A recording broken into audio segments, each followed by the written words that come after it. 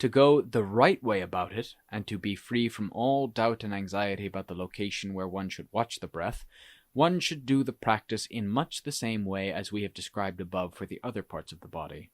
In other words, one should know the whole breath, which passes by going in or out, quite clearly, with mindfulness present the whole time until it reaches the end point of the breath.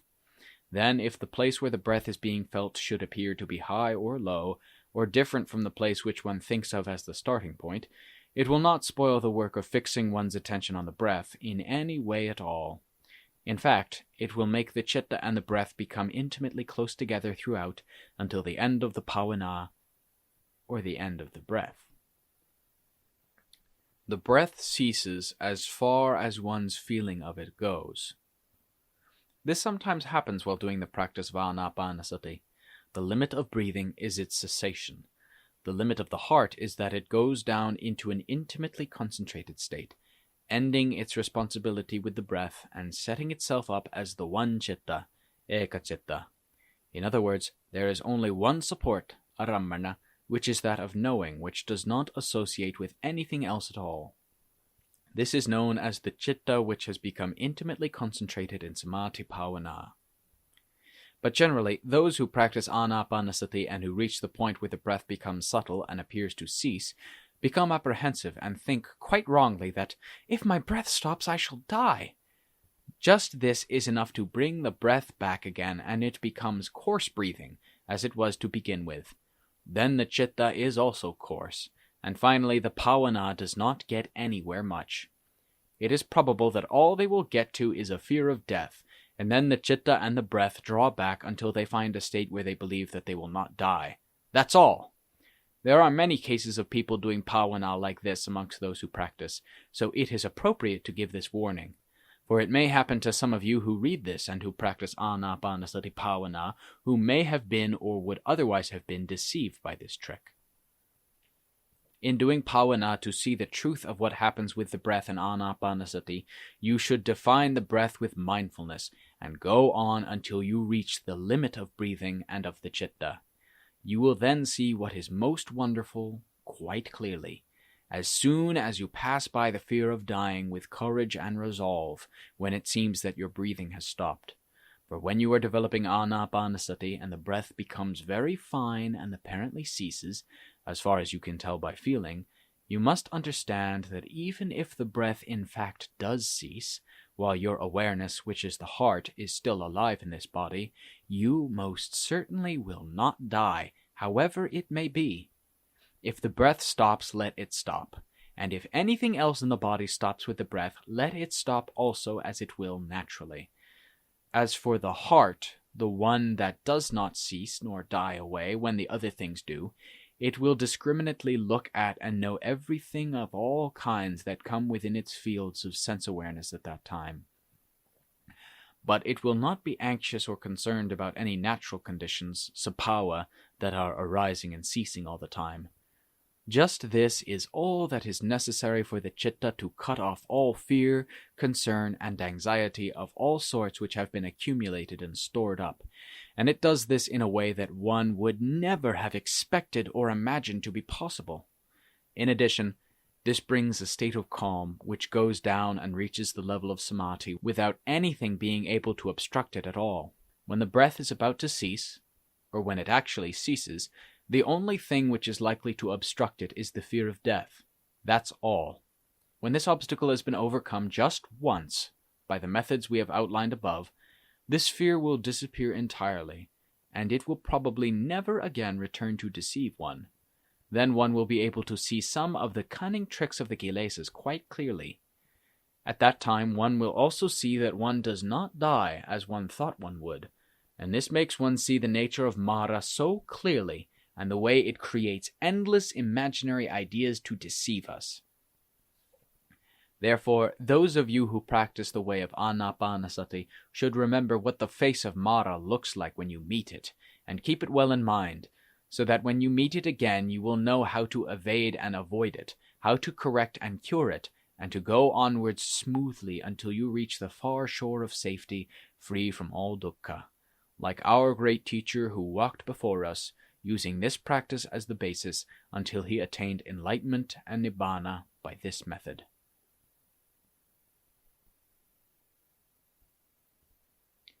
Phalanga Chitta. When they talk about the chitta dropping into phalanga, some of you who read this may not understand what it means. Therefore, it is necessary for us to give some explanation of it to start with. The word phalanga, as understood by those who practice in the forests, is given a meaning which comes from their experience and skills, which I shall interpret as meaning the state of existence. Or one may call it the house where avidya dwells and rests, as it has done for countless ages past. When we say that the chitta falls into phalanga, it means that avidya gathers itself together and enters into this one place where it does no work, nor does it send its servant out wandering and searching in its realm via the various pathways. The pathways of avidya, by which it goes out and in, are the eye, the ear, the nose, the tongue, and the body. And the realm of avidya is made up of the innumerable visible forms, sounds, smells, tastes, and things which contact the body. All of these are what avidya likes and enjoys. The servant of avidya is raga tanha, which depends for its activity on memory, sanya, thought forms, sankara, and consciousness, vijnana. These are the tools which help it in various ways to arrange things so that it gets what it wants. When the chitta drops into phalanga due to the power of samadhi, avidya stops and rests from its activities for a short while. But as soon as the chitta rises up out of samadhi, it begins to do its work again as accords with its nature, although not as strongly as it did before its legs and arms were broken by the practice of samadhi bhavana. Therefore, samadhi bhavana is an excellent tool for weakening avidya so that wisdom, panya, can then gradually sweep it away until finally there is no more avidya left in the heart. One will begin to know the meaning of phalanga chitta from one's practice of bhavana when the chitta concentrates itself together and goes down into a state of calm. Withdrawing from this state is known as the chitta coming out of phalanga, and then it starts to get involved with all sorts of things under the commands of avidya which are limitless and endless. For there is no other kind of work which goes on and on for so long until it becomes quite impossible to unravel it and see the reason for it or any end to it, such as the work of avidya, which spreads and grows out and out everywhere through every village, every district and country, throughout the whole world and beyond into the whole of samsara. Regardless of the cost of its work, it is determined to go on with it. Love and hate, discord and anger are its work which it never gets tired of doing. It is satisfied to go on loving and hating, loathing and getting angry, however much pain and trouble it causes to the one who acts as its servant. Avidya is never ready to withdraw. In fact, it goads its servant on to love, to hate, and to promote discord and anger, until the servant who has to accept the results of all this is completely ruined by it. But even then, avidya is not likely to have any sympathy, for it keeps driving its servant on until he is completely destroyed by it. This is the nature of avidya, and it is always like this in the hearts of all beings in the world. For the task which avidya sets them to do is never finished or completed, unlike other kinds of work. In fact, it tends to keep on spreading out and increasing more and more, without any limit in time or any boundary. Those who have Dhamma in their hearts, such as those who have some samadhi and wisdom, can see something of the baneful, destructive nature of avidya, which leads them to do its endless work. For when the chitta becomes concentrated together and goes down to phalanga, where, as they say, avidya stops its work for the time being, happiness and contentment become manifest, and all cares and anxieties also stop when avidya stops. When the chitta stops doing work in this way, it can see something of the baneful destructiveness of the agitation and turbulence which is within it, and which has avidya behind it. For this agitation and turbulence are in marked contrast to the state when the chitta is dwelling in phalanga. Then, after the chitta has just withdrawn from phalanga, it remains calm and peaceful for some time due to the protective and supportive influence of samadhi. and the more deeply it has attained calm due to samadhi, the more it will see the baneful destructiveness of the agitation and turbulence caused by avidya. Therefore, those who practice samadhi are likely to become addicted to it and to lose all interest in curing and correcting it by any means, because this state is so calm and peaceful that it is easy to become addicted to it. In the end, although the chitta gets to see the baneful destructiveness of the agitation which is due to avidya, it also becomes addicted to samadhi, which is nothing but the home of avidya, where it has always rested and slept. But the chitta cannot see any better way out than this. It is just here that those who practice will come to see the value of mindfulness and wisdom in a heartfelt way, for they come to see that part of the practice which involves striving to extract and destroy this avidya, because apart from mindfulness and wisdom, there is nothing that can destroy avidya. When does the Pavanga Chitta disappear? Pavanga Chitta will never disappear on its own, because it is the builder of the world and birth, and the builder of the kilesas and tanha, craving, since ages past. It is also the path along which avidya goes, which means the building or creating of the world and birth on the hearts of all beings everywhere in the world, without ever becoming tired of it or satisfied with what it has done.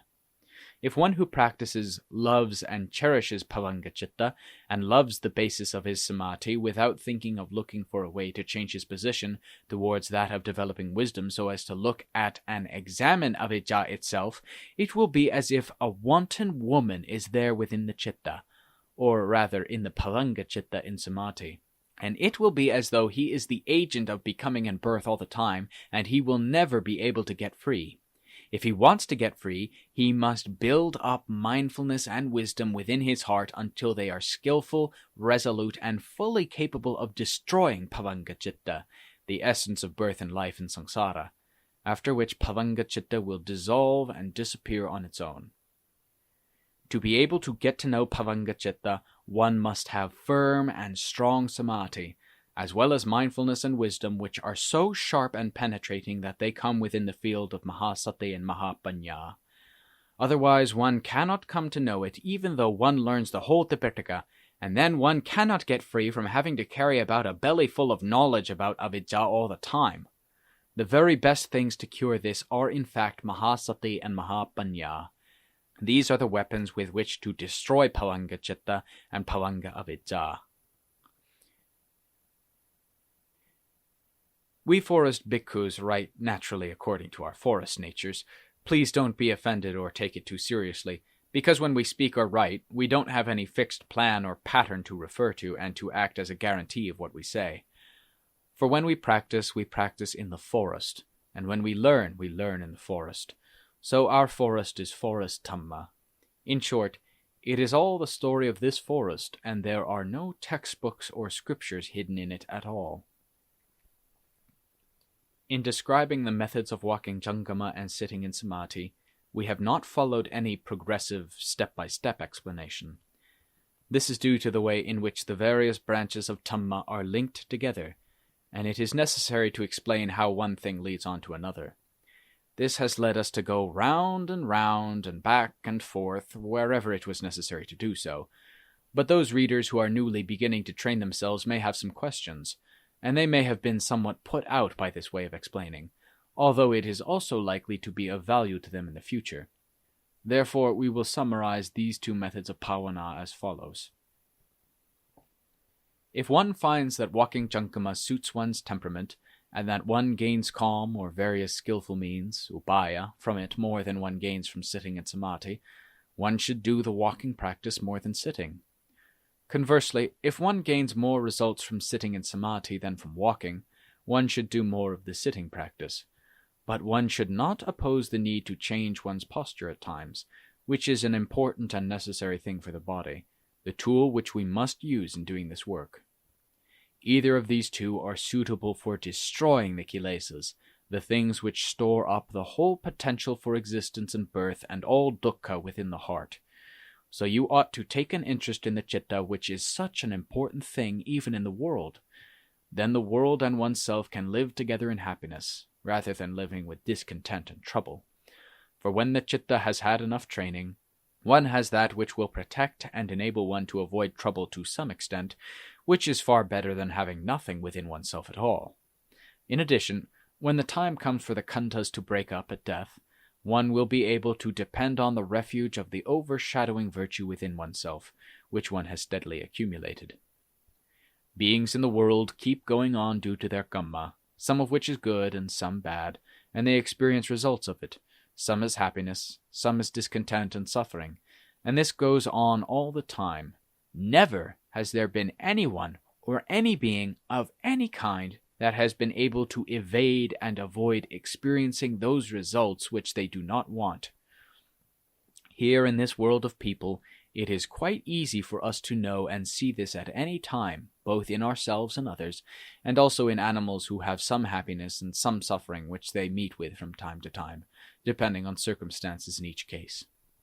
Training in what is right and good, which basically means sila, samadhi, and panya, is for the purpose of developing them as a home and a sanctuary for the heart.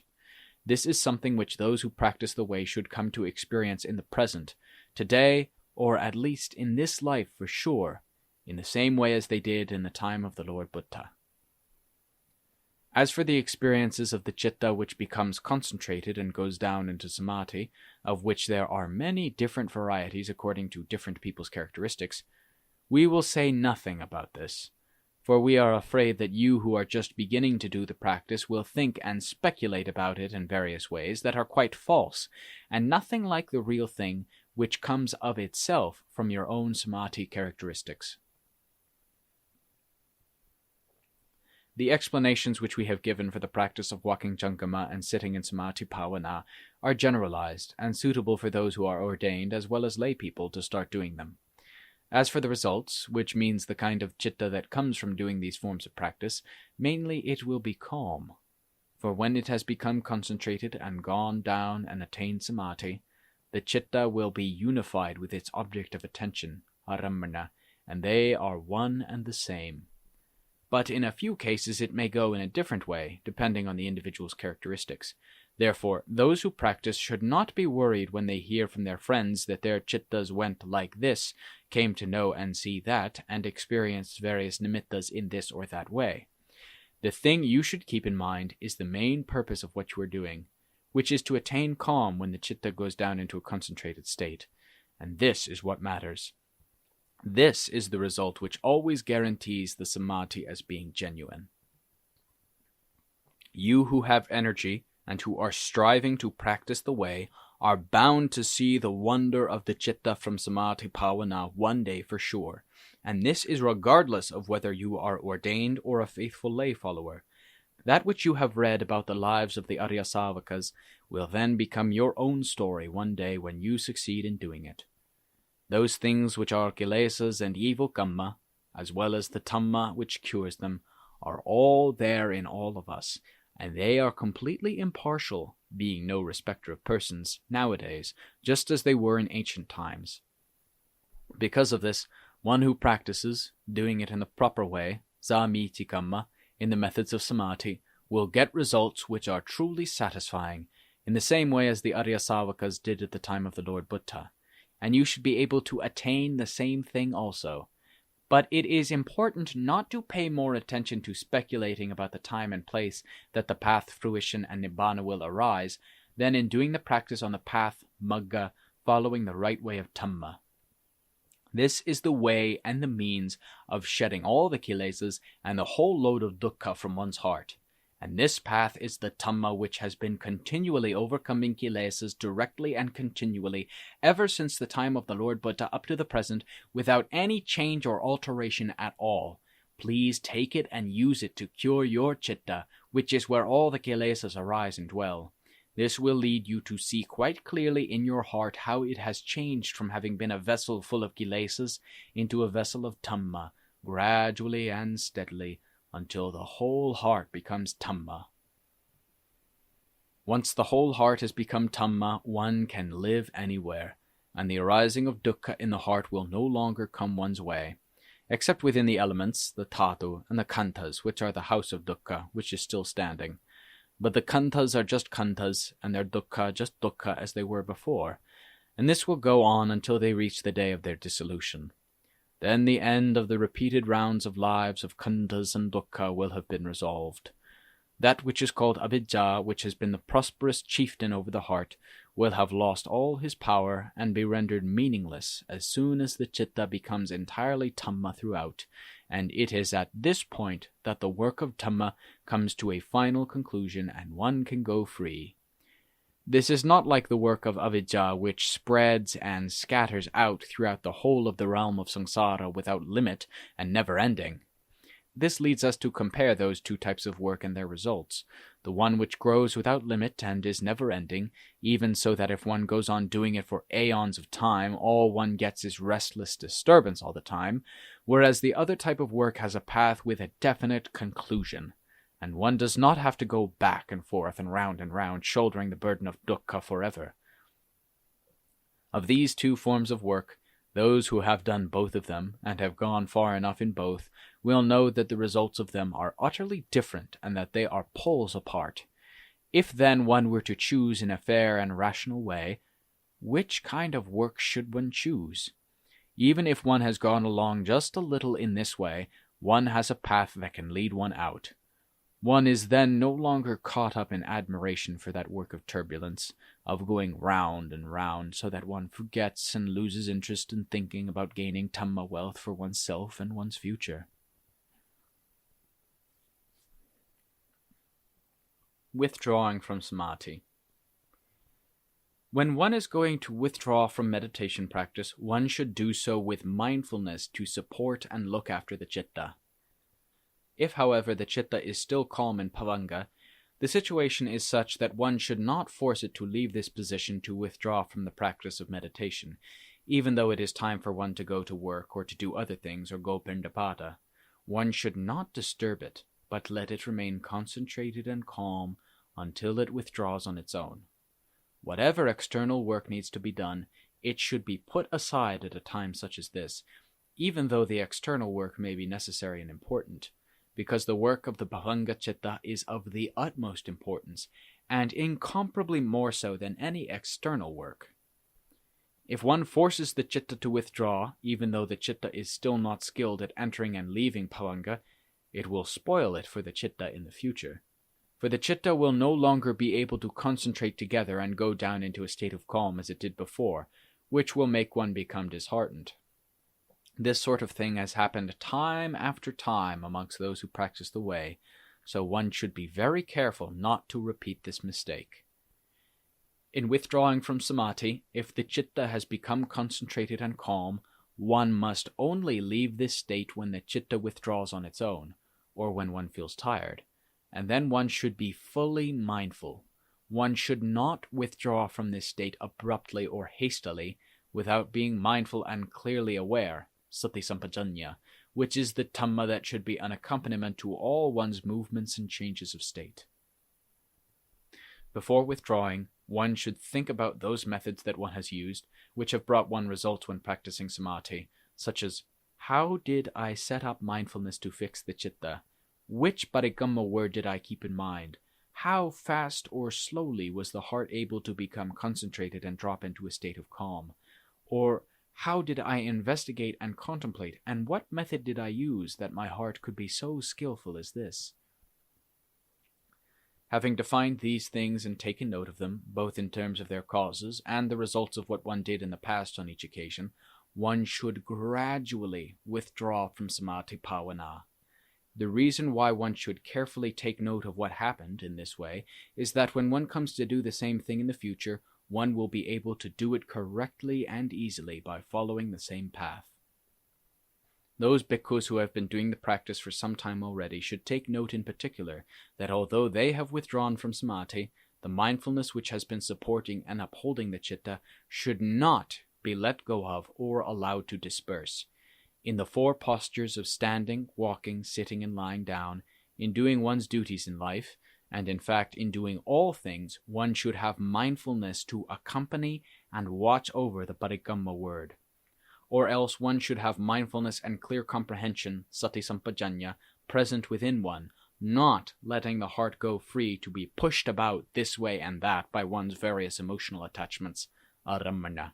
For this is the tendency of the chitta which has been used to having these emotional attachments in mind all the time.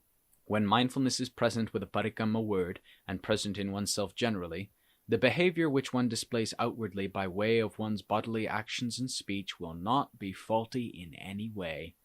It will be appropriate and seemly, and it will not be offensive in the eyes or ears of other people. It will also make no difference whether one's actions are slow and deliberate or quick and impulsive.